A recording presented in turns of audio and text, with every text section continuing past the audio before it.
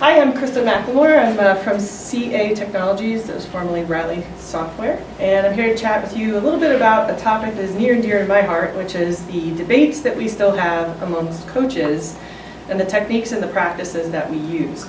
So I've worked with quite a few companies, and I think I counted 35 in the last 4 years. So with those 35 different sessions and different customers, most of what I have found is that people do share a lot with their coaches, and they do have a lot of good information, but some of the challenges are they get conflicting guidance. But teams really want to believe everything the coach tells them. They really do want, there are of course naysayers occasionally, but they want to make sure that they're doing those things. And they want their guidance. But when they get conflicting guidance from multiple coaches, it throws them into a temper tantrum. In some cases, or they just don't know what to do. So when we started looking at this a little bit better with a couple of the customers that I've worked with in the past, we decided, the best way to handle this was really for us to start acknowledging that all of us want to learn, right? All of us want to learn. And we're all trying to share our knowledge with other people. So why don't we meet every week or every other week and start sharing the techniques that we believe are working so that we can get an idea of how they're producing results for the teams. The other thing is we need to talk about those techniques so that we understand how they're being shared, because everyone has a different way of teaching how to do story points or how to do planning. And because they may be different with the same result, is that necessarily bad? No. And we want to give teams options because they all have personalities and they need to know that they have some options. But if the outcome is the same, why does it matter that it's a different technique? So some of the discrepancies that we were coming up with, those were the ones where not only the outcome, but also the discrepancy about the work was causing teams to fight with each other instead of just continuing to work and experiment with what they needed to do. So we created a guidance document that all of us contributed to as coaches. And I'm in a space where not only the coaches that are part of the employee team, but also people who partner with us from other companies are actually part of the same team. And we needed to treat each other that way. These were the things that we came up with that caused the most strife. Estimating sizing and velocity, unfinished work at the end of the sprint, spikes, and daily stand-ups. Sound familiar? Yeah. Now some of these, they did have some moderate discrepancies in the way we taught it or whether we taught to do it at all, but they weren't causing as much problems, and those were the task or not to task top conversations, right? Should we be tasking? Defects versus dev cycle bugs. Are we collecting all defects and putting them into one bucket when some of them are in production and some aren't?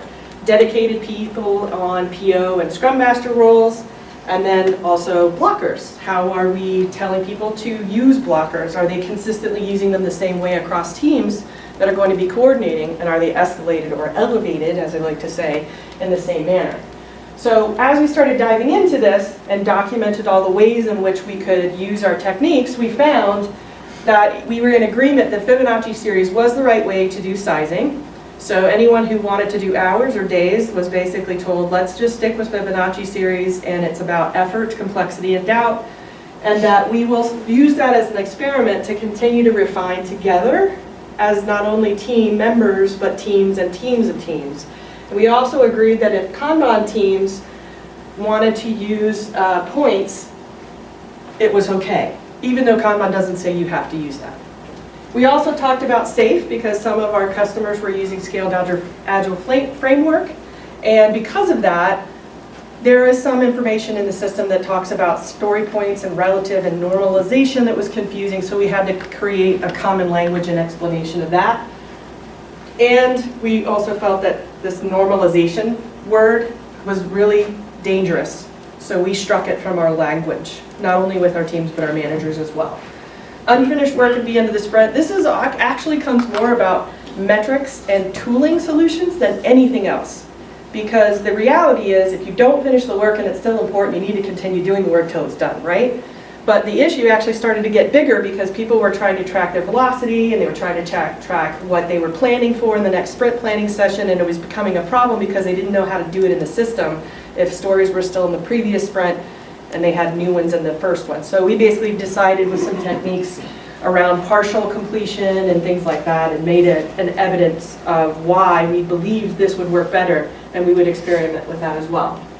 Spikes, was another topic, and we wanted to make sure that spikes were understood and being used properly. And I actually hesitate in using the word properly because that's in the eye of the user or the beholder, right? So we wanted to make sure that spikes were truly things that are unknown. We don't know the answer to a story, or we don't even know how to write a story, so we have to spike it out. And to spike it out would give us more information so that we could go back to the backlog and then write the stories. And those stories and spikes were sized. So if we felt we were going to spend the entire sprint working on that spike, then we gave it the 8, just so that we knew that the capacity was being allotted for that. And if we finished it early, great, we could pull in other stories, but the spike was still sized. We also talked about the daily stand-up, and this is actually kind of funny because a lot of people who come from the traditional Scrum background, what are the 3 questions that we ask in the daily stand-up? What I did today. What I did today. What am I going to do tomorrow? What are my impediments or blockers? But it always feels like a status meeting to everybody, so they decided they didn't want to do it anymore. In the Kanban community, which I hold near and dear to my heart, but also kind of keep them at arm's length occasionally, they actually do what is our plan for the day. And they look at the board from the right to the left. And we found that when we changed the way we did the daily stand-up, people really did talk about the work, and they planned what they needed to do rather than just doing the status report where the manager's standing behind them going, oh, aren't you supposed to be doing this or that? So it changed the dynamic, and we felt that it's actually started producing better results. So if we're working from the right to the left instead of left to the right, we're also getting the things that are closest to done next. And maybe we only need the morning to get those things finished, and then we allow for more capacity and more work to be pulled in. So we agreed that that was a way to do that. The tasking or not to tasking, bottom line, if you are meeting your commitments, you can do what you want, right? Ultimately, the tasking was intended for people who are either very new to the process and they needed to understand what it is we need to do so we can better assess what we can get done in the sprint, or we have new people on the team and they don't know what to do, so we're tasking it out together during sprint planning so that people are like, oh, okay, I got to do this, this, and this. So now I know how to do the work for the sprint, and I know who I can talk to if I have questions about it after sprint planning. But if ultimately that team is meeting their commitments and they're not sandbagging to do it, then why do we force them to task, right? So if we're using the story points or we're using the tasking, it is up to the team. So as a coach, I typically look at their velocity and see if they've had some consistency or some terminal velocity, if you will. And if they need help, tasking can help initially to get them back on track, because it also elevates what? Questions, right? Unknowns, things they didn't realize they needed to do. So it's always helpful to do that. Now, quality is, of course, what they talk about in the Agile community all the time, right? We want to go faster to market, but not suffer quality in the same effort. We have a way of measuring quality, and most people that I talk to have different definitions of what that is. And so the discrepancy is, some coaches believe, some managers believe, some executives believe, quality is what you get out the door, right? So if the customer finds it, that is your level of quality. But internally, we have a lot of folks, and I'm not going to name names or titles, that also measure how good you are at just developing it and handing it over to QA. But you create this animosity between QA and developers where I found 10 bugs, right? And they don't say it that way, but they're not treating it as a team. So if we're all being graded, if you will, on the quality that goes out the door, rather than what we do in-house, then people are focused on, it's good that you got that bug before it went to production, right? So we're trying to pull that together in that different way. The dedication of the PO, the PM, I'll go back to the sizing thing. If the teams are struggling, usually I look at those 2 roles and I'll find out that either they're not being fulfilled in the same way or they're not there at all. They don't have a Scrum Master, they don't have a PO, or the PO is, or the Scrum Master is divvied up between multiple roles that they do as well as those roles, or they have so many teams that they're trying to support. So there are a lot of debates, but again, I'd go back to, are the teams performing? If they are performing, why are we arguing about whether or not we should have dedicated roles? But then that also begs the question for all 3 of those scenarios, what does it mean when we say the team is performing? So if we don't have a quantifiable way to assess that, then we can't really make judgments on what the cause of their problems are.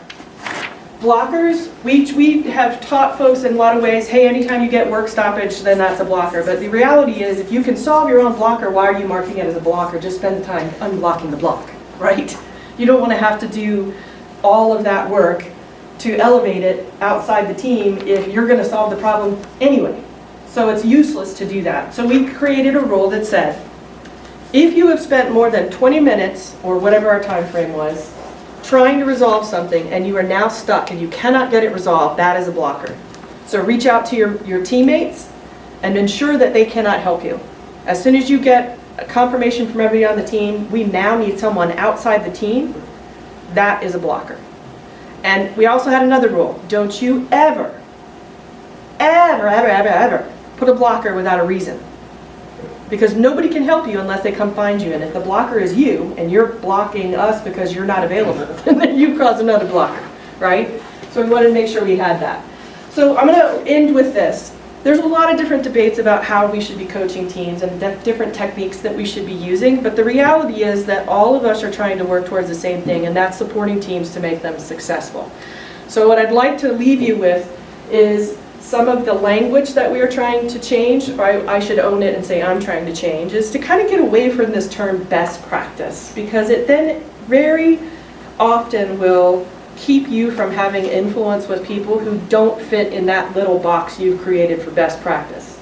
And I jokingly say that I'm a recovering project manager and I'm still an active PMI member, and the PMBOK, there's so many things about that sometimes I cringe and do my little Tourette syndrome because of the things that we're doing there occasionally, that in the Agile community we really don't, we don't do those things in the same way, but we're still, the outcomes are still the same, right? We're still trying to get things completed on time, on budget, and things that way.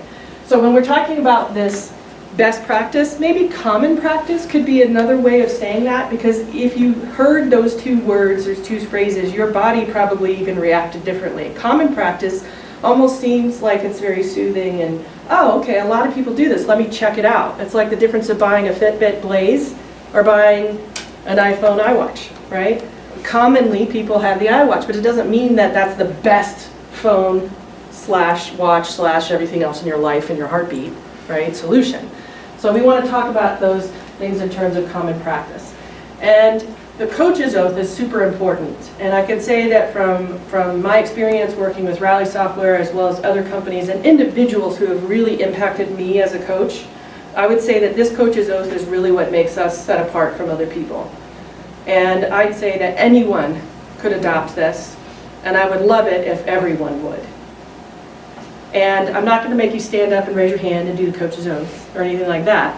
But I would like to leave you with this. You may have more experience, but it doesn't mean that you're the only expert in the room. So a lot of times we're talking to people who are trained. We're talking with and working with people who might actually have more experience than you and have a different idea or opinion, so we want to remember that. We always want to be respectful for other coaches and their ideas, and if we want to make a suggestion or a correction, think about the way that you're going to do that, because doing it publicly in front of the audience, probably not the best time to get a positive response from that person, right? Even if you get to a situation where you need to make a correction, and now we have to do different language around that correction, and you know that it's just terrible, like we've all been there. We've been in a situation where a coach has said something that's just awful, right? Still take the time to say, hi, my name's Christen, and I actually have a different way of looking at that. Can I share that with you? It feels very different, right?